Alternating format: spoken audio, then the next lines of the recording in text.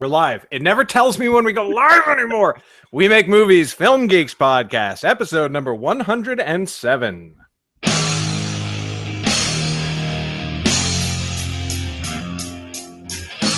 Welcome to the We Make Movies podcast, making the world a better place, one film at a time. And now, here are your hosts, three aspiring sellouts, Chad, Michelle, and Garrett. Hello and welcome to the We Make Movies Film Geeks podcast. Podcast is all about how to get your movie made, how to get it seen by other people, and how to get it awesome. I'm your host, Garrett Robinson. With me, as always, faithful co-host Chad Cookie. How's it going today, Chad? Good. I think we need a version without Michelle since she's been out of town for the past forever. A little while now. You were supposed to ask me how I was going, how it's going with me. How are you doing? Because it's one of those fucking days, Chad. It's one of those fucking days. I have a new laptop. I got a new laptop recently, and it's like my iMac is being pissy because it's jealous of my new laptop. By the way, with the microphone there, it kind of sucks. So you guys are going to get an uglier background on the YouTube channel today, but I think it's better than not being able to see my face at all. So yeah, and so it's just been technical issues, and now my my little extendo arm mic stand. I was having an issue keeping that where it was on this desk, so now I'm using this much crappier one, and everything is shitty and terrible and horrible. How are you? Happy Easter! Happy Easter! Seriously, happy Easter for people out there who are yes, who do Easter or whatever. Is it also Passover? I mean, they usually are the same, aren't they? They happen on the same day. You're asking the exact wrong person. If there is a person who knows less about Christian holidays, it's hard to imagine. Oh no, it's very different this year. It begins on April 22nd and ends Saturday, April 30th. So no, the answer is no. It is absolutely not Passover. So fantastic. Well, if you are watching us live on YouTube, let us know what you think in the comments, which apparently work again. Oh my God, it's Charlie. Charlie's in the comments. Says, starting it off with a poop stain. Nice. I don't know what the poop stain is, but I'm so glad that you're here because it makes things less terrible. You want to know what isn't terrible? Check out this shirt. This is a new shirt I got yesterday. Nice. For anybody who can't see, it's like a nebula background, and then there's the silhouette of the Rebel Alliance symbol and BB-8. Isn't that cool? That is tight. Where'd you get that? Off of the artist's website. I don't remember the name of the artist though. I should probably. Can you just do that though? You know what I mean? Can you just kind of use Star Warsy type imagery and listen? All I know is I'm not getting sued for the existence of the T-shirt. Okay, that's all I know. That's risky though. I think that's quite risky, unless maybe that guy got permission. I think that there are sites that like that, or I think that there are like what do you call it? Collectives of artists who like get licensing rights, and if you're a member of the collective, then you can do stuff like that, because there's too much merch out there. There's too much merch out there that has Star Wars or Disney or really really big properties. Yeah, you can go get I don't know. You can get a Boba Fett Deadpool called Dead Fett T-shirt, and it's like, that's off of Marvel and off of Star Wars. And maybe you can say, oh, but it's an original creator or it's a parody or whatever. But like, people make money doing this. Who knows? Who knows? Let's get on to the segment so that we can talk about something else that's absolutely crappy. Go ahead, Jed. So Batman v Superman is doing surprisingly well at the box office, but it is not doing well with critics. Full disclosure, I have not seen it. If you have been watching this show recently, you probably know why. It's because I kind of refused to see it the opening weekend because I do not want to participate with the apparently $424 million that it is projected to make this weekend. I mean, let's be clear. I am going to see it. I'm not going to not see it in the theaters. I have a very strong feeling I'm not really going to, that I'm not going to enjoy it. The Rotten Tomatoes rating is bad, and it's just getting worse as you pay attention. It was at like, I think 38%, and now it's down to like 29%. And the but the audience rating was at 85% for a while, but now it's at about 77 as of right now. So it's not good. There's this really, really, really funny video that's already 3 days after it was posted. Somebody basically took this Yahoo Movies interview of him and Henry Cavill. I don't know how to pronounce his name. Fucking amazing. You've seen it, right? Oh my God. So during the interview, Henry starts to answer the question that the interview is asking about, the bad reviews. And then the music, the sound of the interview goes away, and you start to hear Simon and Garfunkel's The Sound of Silence. Hello, darkness, my old friend. They do a slow push in on Ben Affleck because he looks so sad, and he just keeps looking sad. So 15 million hits, over 15 million hits. That's like 5 million a day over just the past 3 days. So it's a very funny video. Check it out.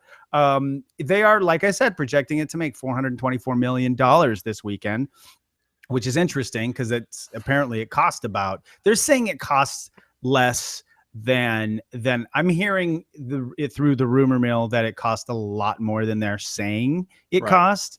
So we'll see what happens. The rumor I've heard is 400 million. Yeah. But they've make it more expensive than Green Lantern. How much was Green Lantern? 300. Oh Lord. That must have been a complete. And apparently there's more than one comparison between Green Lantern and Batman v Superman. Listen, here's the deal. You all know that I was not on board with this movie from the very beginning. And like, I know one key reason that you were not on board with it, Chad, is it does have Mr. Butt Chin, Ben Affleck himself. No, it's Zack Snyder is the one that I hate. I know, but we all know about your grudge after Daredevil, right? So yes, that's true. There's that. True. But what I am hearing from people who have reviewed it, and they have all reviewed it and they all hate it, is that Ben Affleck's Batman is actually one of the better parts of the film. And now I'm not surprised about that, though. I'm not surprised not at all. That. Yeah, he's been doing well lately. He's been making some pretty solid movies lately. But I had a feeling, as did I guess Ryan Thompson, friend of the show, that him bringing in his writer, like the guy that he writes with, he was supposed to help come on board. But I'm curious how much effect that they had. Clearly, they didn't have enough of an effect. I mean, very much so. Well, what's interesting though is that after the movie, right? Like Warner Brothers, no doubt, probably not super happy with the critical response, but they don't give a fuck because they're making so much money, which is, yay, film studios.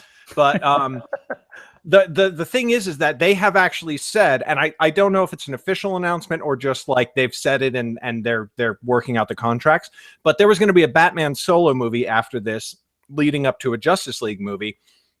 Excuse me. And they've already signed a Batman trilogy instead. They're like, fuck it. Like everybody, like even people who don't like the movie think that Ben Affleck is a great Batman. So we're just giving him a trilogy. And I heard he's going to direct them, which I'm excited about. Now I'm like, okay, like he's not my favorite director in the world, but I do think he's a good director. Yeah. So him being and directing the Batman movies, now I'm like, okay, let's check this out. Still not excited for Justice League or the next Superman movie, especially after.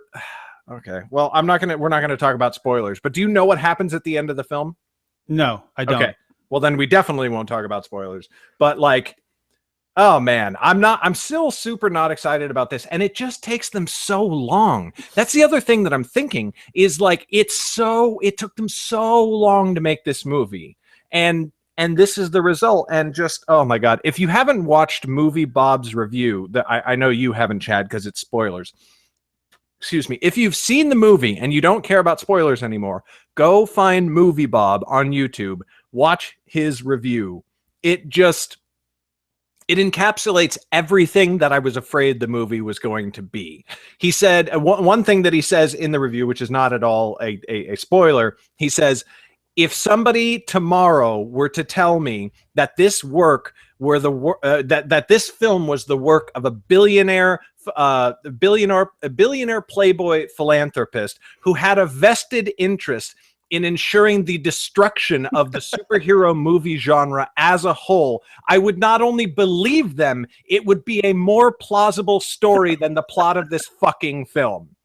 And that's just hilarious. Like one of the most golden lines. So Movie Bob's review of the film is super duper excellent. The only, like I said, the only good thing coming out of this is that I am excited to see Ben Affleck's Batman films upcoming, and the rest of it I'm just like, guys, first of all, it's going to be 2 years in between all of your movies, so like by the time you make a Justice League film, Ben Affleck and Henry Cavill will be about 65, so good luck with that. By the way, Charlie Capon just posted another comment. Favorite heading, although he says headling, favorite headling about Batman v Superman. Batman v Superman v bad. That's funny. Anyway, let's move on. Yes. Neither of us have seen it, so. No, definitely not. The Ben Affleck Batman thing was my response to that. So why don't you tell us about Netflix? So interesting.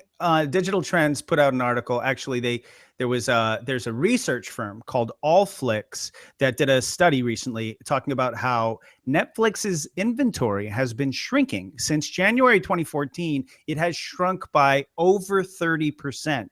But over that same period of time, their subscriber base has been growing. So it seems that they are focusing more on quality over quantity. And it also seems like their audience is eating it up. So that's interesting. He's drinking. It is. Drinking water. I took a drink right as you finished the segment. That was absolutely terrible. I mean, well, but let's be honest. There's a lot of Netflix inventory that's like, who cares if they have this or not? Right, exactly. There's so many bad shows and bad films. And yeah, when they started out, they had to market quantity because that was what they had, you know? Right. And like, there wasn't a lot of competition out there. And now it's like, it seems that if you have one really good show, people might pay the $3, $4, $5. You know, I don't know if you heard about this new website called Curiosity Stream. I mean, it might have been around for a while, but I've only been recently seeing ads all over the place. And it's like $3 a month for SD content. For like, I think it's maybe $6 a month for the HD content, but you can buy the whole year for like $60. And it's all documentary stuff, but it looks pretty interesting. And it's, you know, I'm actually thinking about getting it, you know.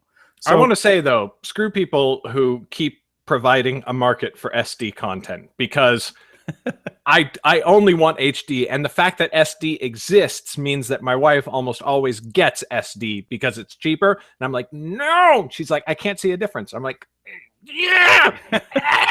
I can. But if you're watching, it depends on what you watch on. Like there's people, you know, I haven't had a TV in 11 years. I watch everything on my 27-inch monitor. Mm-hmm. But I'm watching more and more stuff right on my iPad.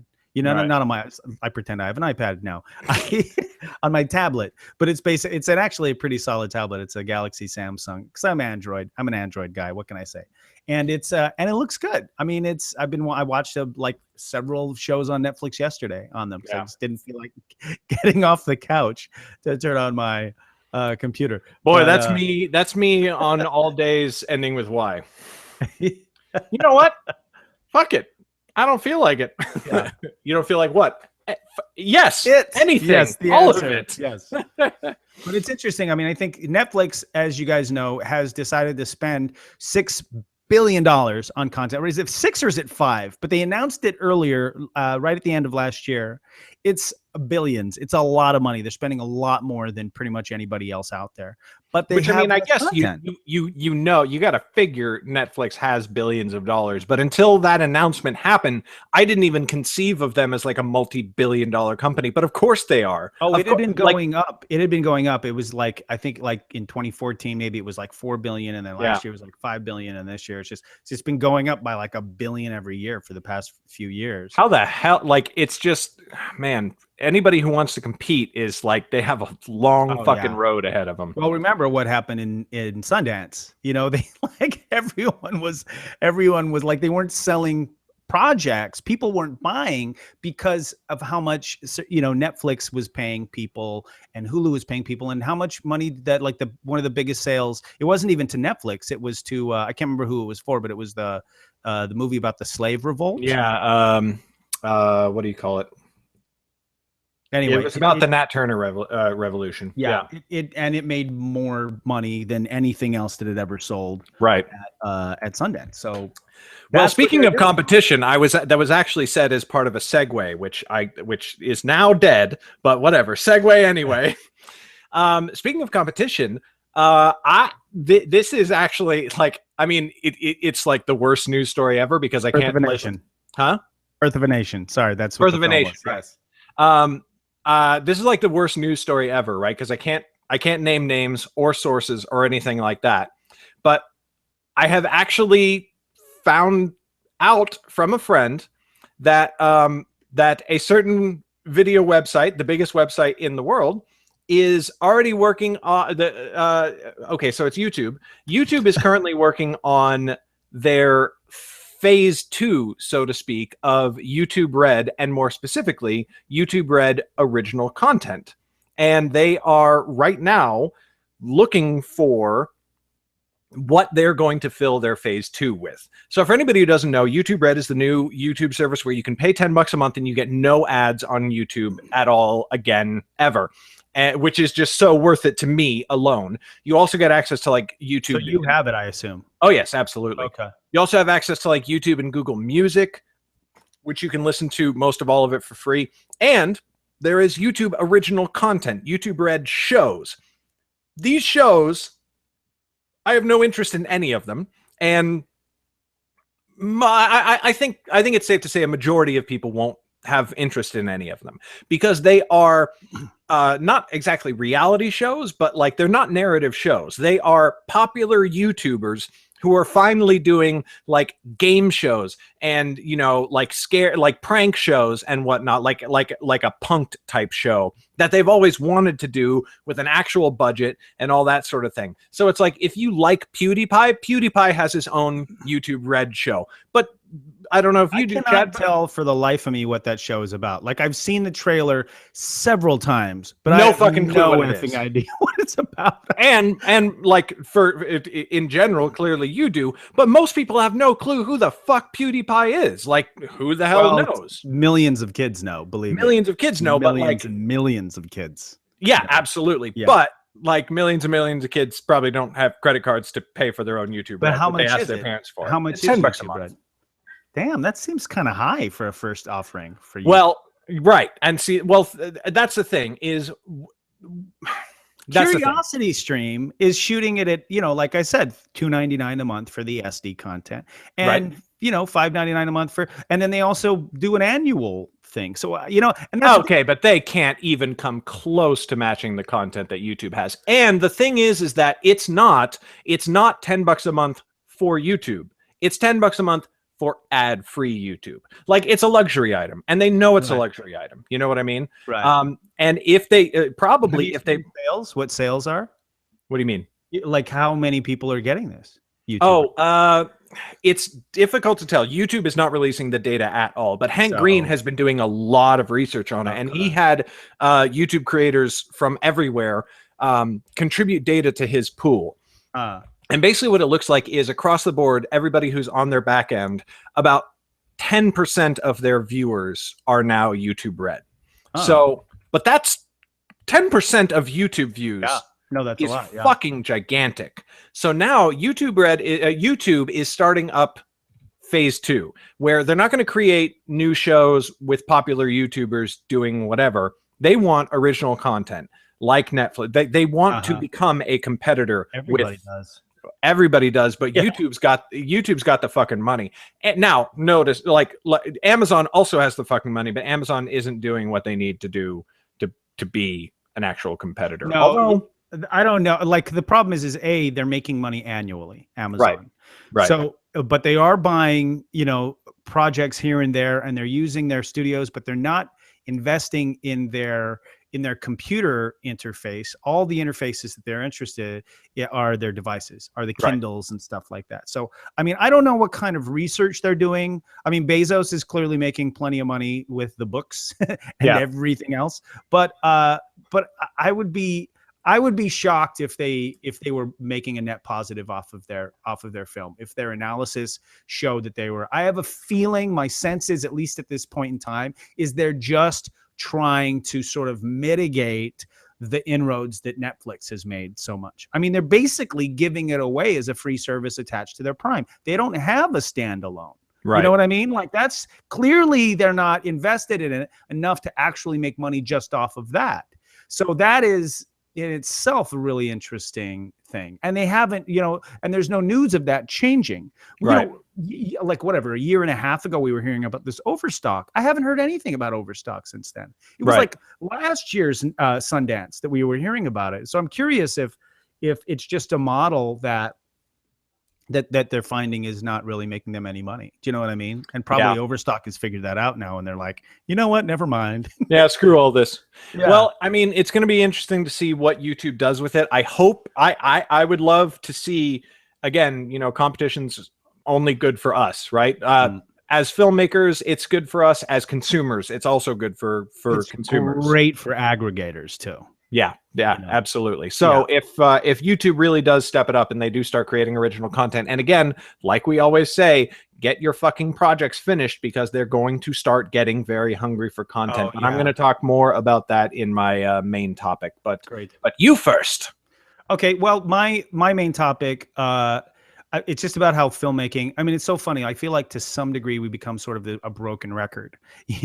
We talk about sometimes the same things, but there are so many different aspects about, and I realized something also very interesting that I will get into. I'm continuing to meander. The point is that Kendall has been working. She's been working on the show called No You Shut Up on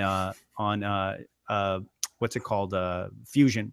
And it's a very funny show. It's like its fourth or fifth season. I can't remember. It's been around for a while, but it's getting particularly funny this last season. And it is it's a sort of it's like Meet the Press with puppets. And it's a very funny show. So she just started hiatus, and the day after she started hiatus, she started working on this web series, and it's a non-union web series. She's working with a ton of pretty inexperienced non-union actors, and some of the crew are pretty non-union, pretty inexperienced. And so she's telling me some of the stories. Don't bother trying to get me to say anything specific, because I will not. It's not really my place to say anything specific. Say something specific, Chad. Do it. I won't. I definitely won't on the air. I definitely will not on the air. But suffice it to say that there are some people. There is a trend, and it's not coming from the director, and it's definitely not coming from. So it's basically coming. I don't want to say too much, but there are some actors that have some important roles that are kind of starting it off.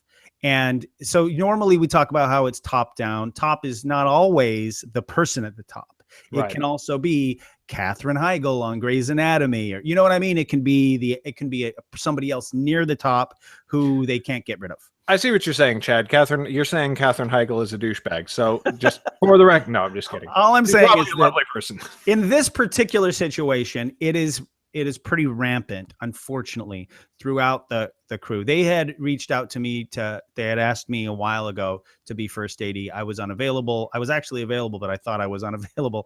If you remember, I was supposed to go to a friggin' what do you call it? Bachelor party? Yes. On the wrong weekend.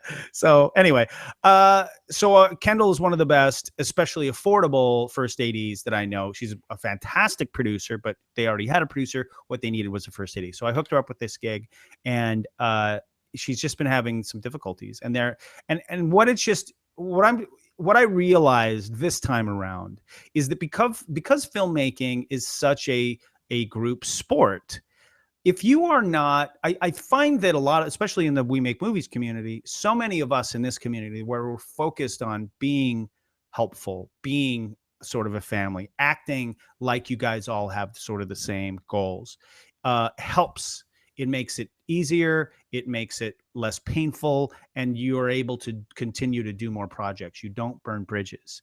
And I think that there is, I believe this is, and this, I just had this realization this morning. It seems because of that, it kind of makes sense that a lot of successful actors are pretty liberal politically, because you have to have a respect for other people in a way. I mean, obviously there are some people, and in the case of this very specific person, whose name I will not mention, on Kendall's shoot, who is not, like, very, very, very, like, self-centered and acts as if they're the only person in the world. And it's just, when you start sort of cultivate that, that's an okay way to be on your set.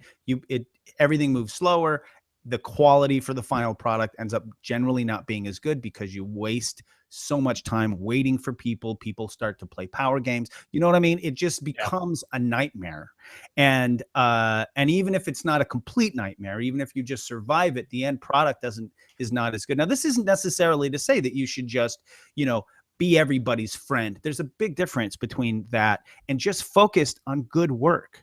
You know what I mean? Like, if you're focused as a group on doing good work and treating each other right, that's different. Like, you're inspiring each other to reach to the next level. You're inspiring each other to do more, and there are so many within this world. I guess what I'm trying to get at, there are so many different sort of working vibes on set. Right. For instance, Netflix. If you read Netflix's their cultural deck, they talk about being a sports team, and that's, everything is kind of focused around that sort of general concept. And it's not just like they're not talking about JV, you know what I mean? They're not even talking about varsity. These guys are talking about pro sports, and that's the kind of vibe that they have created. Ducks, quack, quack, quack, quack. Sorry. Didn't see it. Didn't see the Mighty Ducks? Nope. Okay, well, I haven't seen the Goonies, so I guess I can't say that much, but like, Mighty Ducks. Yeah. Everybody's seen anyway, I'm just super not into sports at all. So it's weird me doing like a sports. Neither am I. But Netflix is clearly a group of sports fans, and it works for them. You know what I mean? Having that kind of vibe, having that, like, we're going to drive, we're going towards excellence, blah, blah, blah. Check out the deck if you're interested. It's you can just do a Google search and you can find it. They put it out there. And it's a really interesting sort of technique. You can have whatever technique you want. But if it's like, it's all about me and I am and F everybody else, I guarantee you, your film is going to suffer. Unless you happen to be super rich and you can just afford to pay everybody to suck it up and let you treat them like shit. Like, hey, James Cameron. Yeah. Our neighbor here too. This is a billionaire pouring money into this company. Yeah, I think it's called World Arts or something like that. And they are like, there's nothing. They've got no model. And whenever I see him interact with people, he's just like such a dick. He's such a dick to people. But he's a billionaire. So what are you gonna do? Anyway, that was kind of meandering, but I just think that, if you don't sort of have that sort of natural empathy towards other people, then it's something you can completely cultivate. I have friends who don't. They just don't have that muscle. And they're pretty solid filmmakers, but they kind of, this one guy in particular that I'm thinking about, he has kind of, his wife does, and he has sort of a sense, or he seems to have a sense that he knows he lacks this. And so he'll ask. He'll be like, hey, is this kind of a dick move? He knows to trust people. He knows who to trust about being a dick. You know what I'm saying? And if it's not natural, it doesn't come naturally to you, just ask somebody. You know what I mean? Focus on this. Anyway, that's I don't feel like it had a really solid point, but it's just, it bears repeating. We keep saying these things because people keep doing it wrong. And it's just, what sucks about this is, like, in the case of one person, they're just going to fire her. They're going to kill off this character for sure, one of the characters. And then others, and the other people, they're just going to get fired over time. And it's just stupid. It's just it's unnecessary. You know what I mean? It's like, how do you not get that being a dick to the people who are running it? And that's what's so insane about this particular case, because the director, the first AD, the DP, they're all good people. Right. And they're nice. And that's what's so insane is like, how the F do you think you're not going to get fired? Right. You know what I mean? It's just like, what are you thinking? Anyway, people be crazy. Yep. I feel like, and this is not, I don't know this is necessarily true in all cases, but I feel like people who are very self-centered and think that they're all that there is or was to some degree a bit of a fake it till you make it sort of thing. Oh, that's interesting. Where they think that they're the king shit, and so everybody's like, I guess this person's the king shit. So they just kind of put up with it. They like you trick people into right. But I feel like the industry is kind of like I feel like very slowly people are graduating past that because. With the nicheifying of the world of our industry, it's like your reputation is becoming far more important than the content itself. Like they don't have to buy your movie. They can torrent it. Right. They don't have to buy your music. They can torrent that. Like I feel like if he were alive today, Orson Welles would be a die-hard indie filmmaker, but he would not be able to get a crew. He'd be like, let's do it indie. And like he might pay for it all, but like he was famously somewhat difficult, but people were like, well, he's a genius. And so like the studios were like, well, we got to hire him. We got to do all this stuff. And yeah, I don't know. It becomes listen, at a certain point when you're successful enough, you can honestly be however the fuck you want to be. You can at a certain point when you've made it that much, you can do whatever the F you want. But 99.9% of the people out there are not there. You know what I mean? Right. Those people, by the way, who are there are definitely not listening to this effing podcast.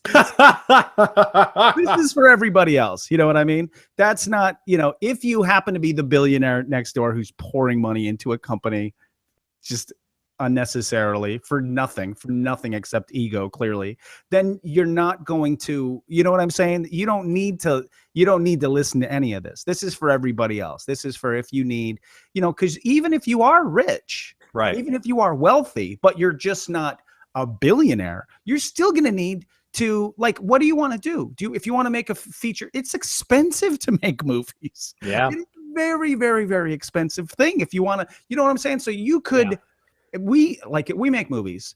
I'm not going to tell you how little we spent on this, the pilot that we just did.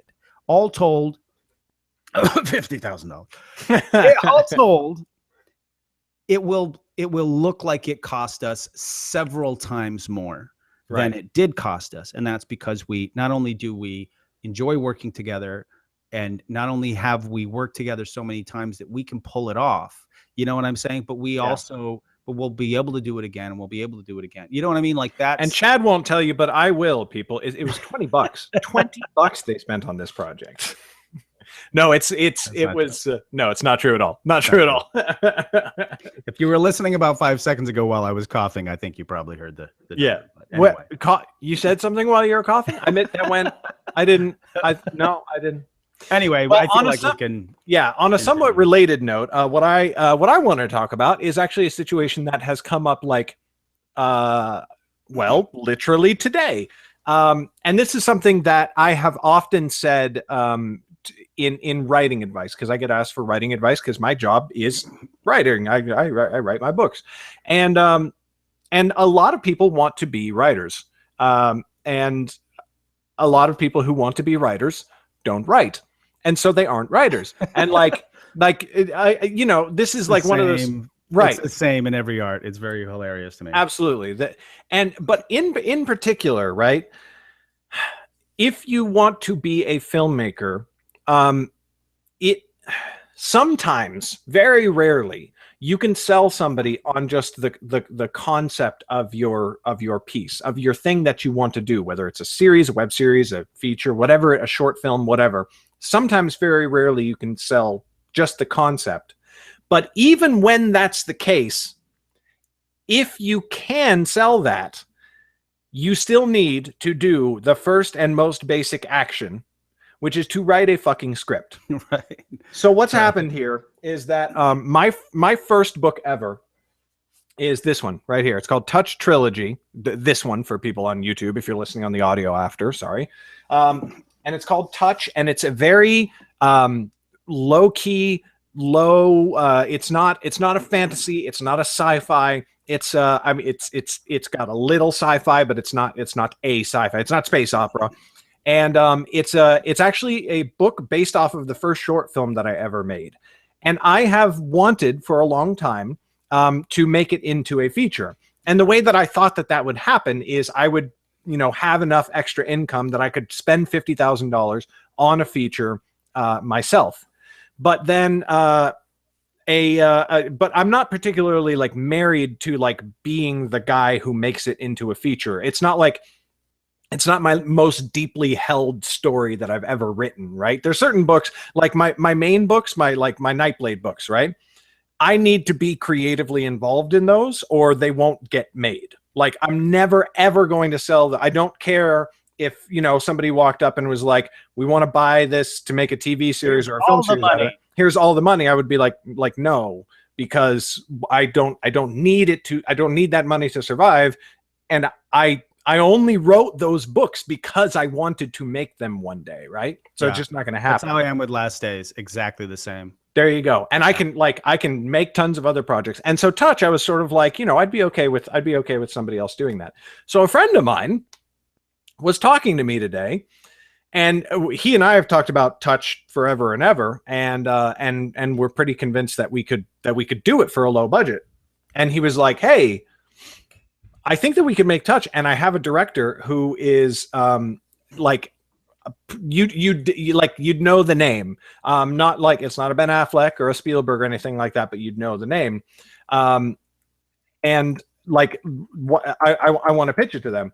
And I was like, "Oh, wow, yeah, that'd be great." And it's like, "Okay, cool. So like, when do you think you can get me the script?" And I was like, "Oh, fuck." Because I've never written the feature script for the thing. And you've written feature scripts before, yeah? I've never completed a feature script. Oh, wow. Yeah. So I've written so many shorts that if you put them all together, they would count as a feature. But no. I am. Could you get them a treatment and just say, "Hey, the script we're in rewrites"?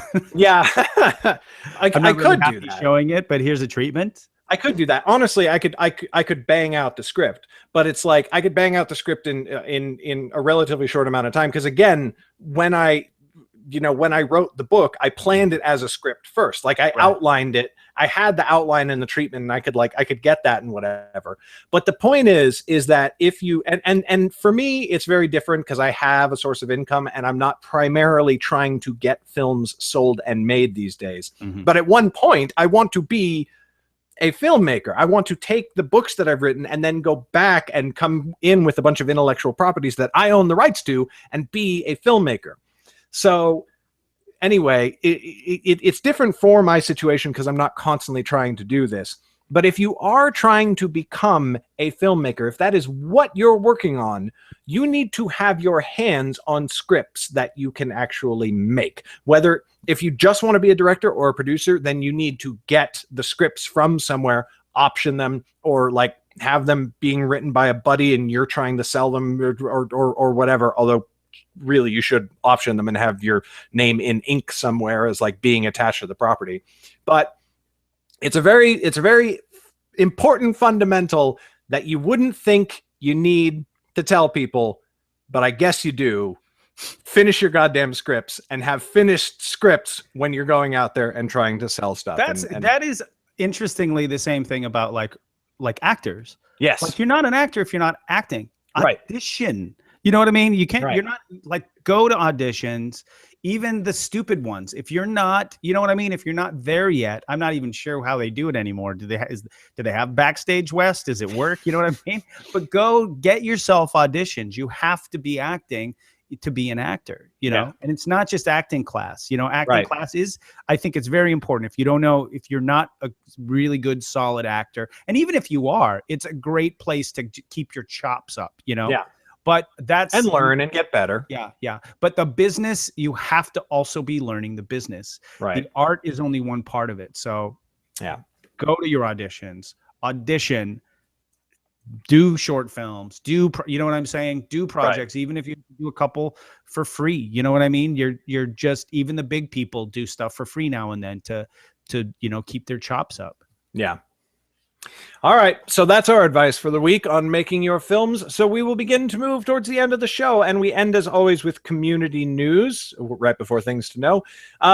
At first, as always, we always ask that whether you're listening to us on the audio feed afterward or watching live on YouTube, please do pop over to iTunes and give the show a rating. Ratings help more people find the show, help connect cool people to the community, and it's just generally a good thing to do that will make you more attractive to whichever sex you happen to be attracted to.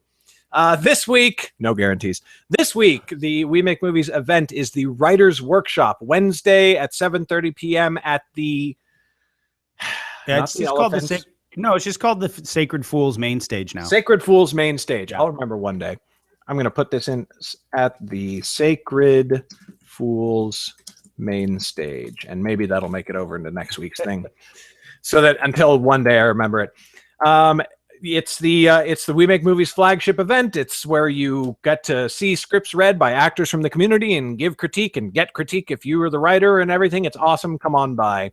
And finally, We Make Movies is the only filmmaking community in the world, so far as we know, that is supported by its community, and that happens at patreon.com. Patreon is a voluntary subscription service, a crowdfunding website, kind of like Kickstarter, Indiegogo, except for instead of a one-time big fundraising push, it's like a voluntary monthly subscription to artists who you like so they can keep doing the art that you love.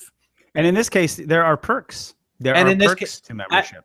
As with most crowdfunding, and I won't say all, but as with most crowdfunding stuff, you get lots of really, really cool stuff if you become a supporter on Patreon. So go check it out. Patreon.com/WeMakeMovies or WeMakeMovies.org/Patreon. They both work, as it turns out. Also, if you don't want to sign up for a new service, you can just do it through PayPal by going to WeMakeMovies.org/donate. Indeed. And that is it for this week.